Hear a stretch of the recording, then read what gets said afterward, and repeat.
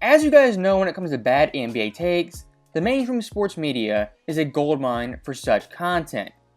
But now in 2024, we've entered the player podcast era.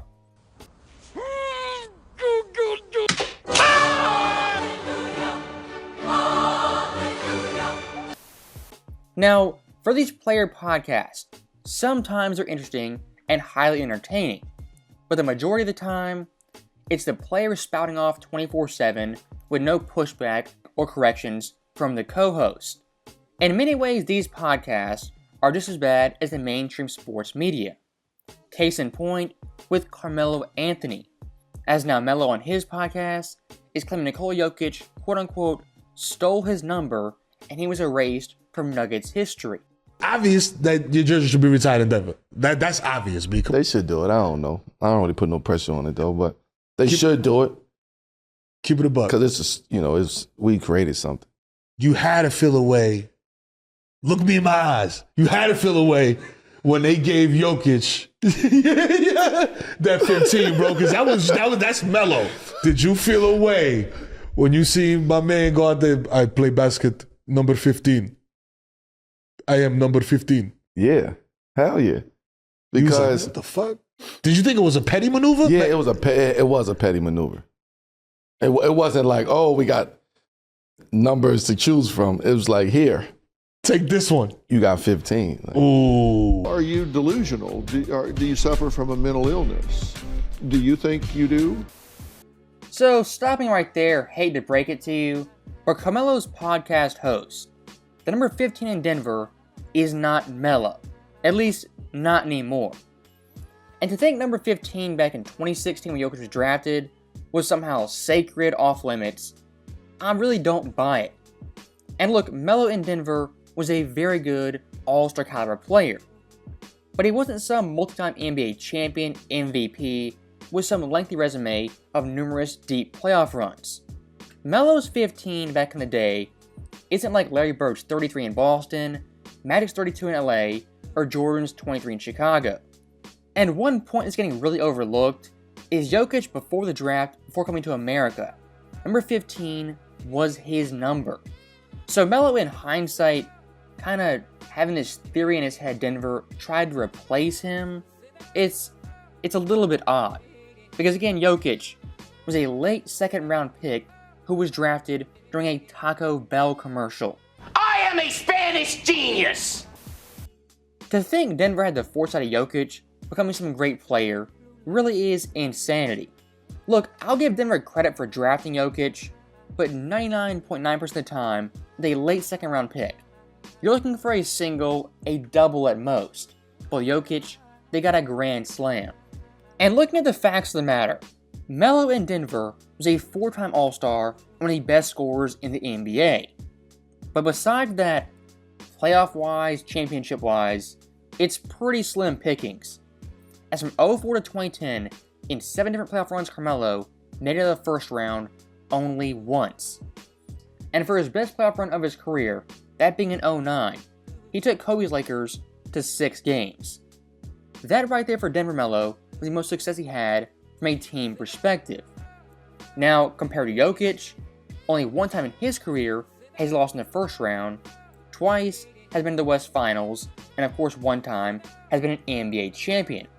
And going forward this year, I think at bare minimum Denver will be back in the West Finals, and most likely in the Finals with a chance to win a championship back-to-back. So now just start thinking, oh, this is because this is the narrative that they put out there. He wanted to leave. He wanted to do this. He wasn't. Nah, but why would you disrespect by even offering that? Like the disrespect and you offering that showed me that you just wanted to erase everything that came prior to that's crazy. That right there. Right? So, yeah, fuck y'all. Like, you know what I'm saying? Like, if you saying fuck me, dead smack to the rest of the world. All right, fuck y'all too. So, stopping it right there, to say it's disrespect for Jokic to have his number, I'm not really following right there. Because Melo in Denver, don't forget, he left on bad terms in the middle of the season, and quite literally forced his way to the New York Knicks. so long, partner. If you're a player, you're a 3-4-time All-Star, were drafted to a team, but never won a championship, never made a finals, and then left on bad terms, I don't think that player is getting his number retired from that franchise. I understand some fans, even myself, have nostalgia for Denver Melo, but comparing him to Jokic, it's a no contest.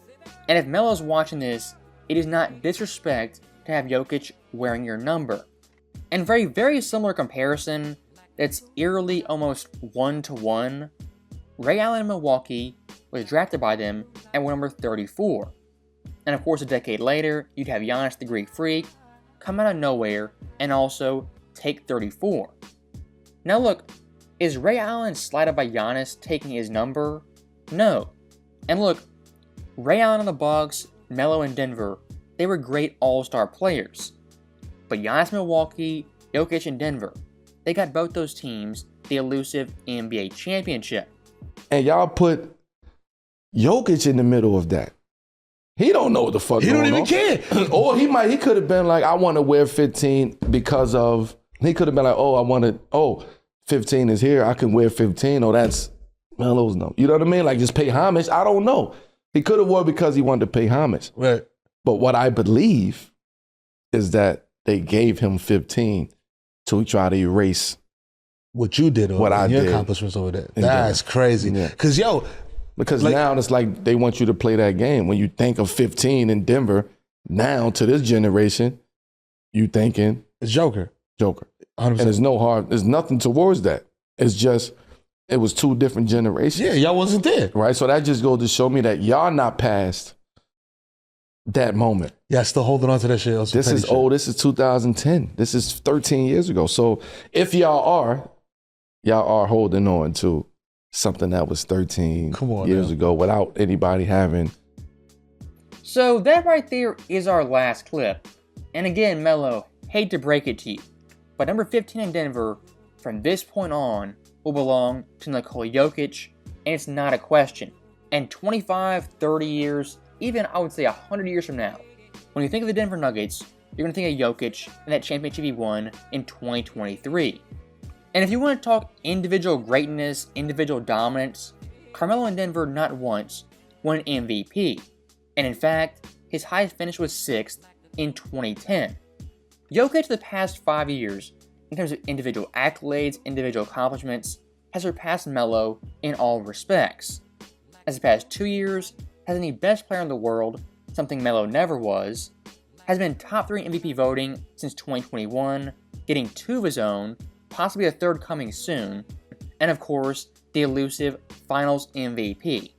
The overall idea of Denver, somehow the foresight of Jokic being a Hall of Famer, taking Melo's shine, is complete delusion. And on Melo's part, he's using way too much hindsight.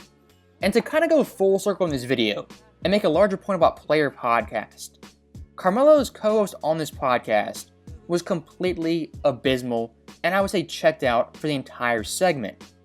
As when Melo made certain points inaccuracies, this guy not once rebuffed him or stepped in to give his own unique take. These guys on these podcasts, aside from the player, are basically yes men are paid to sit in a chair and boost the player up. Now look, being supportive, nothing wrong with that, but being a yes man is kind of crossing the line. Yes! Yes! Yes! Yes! Yes! And as we enter the mid-2020s, early 2030s, I think player podcasts in the future are going to usurp the mainstream media in terms of bad takes with no context. So, as always, thank you guys for watching, hope you enjoyed it. I'll see you next time.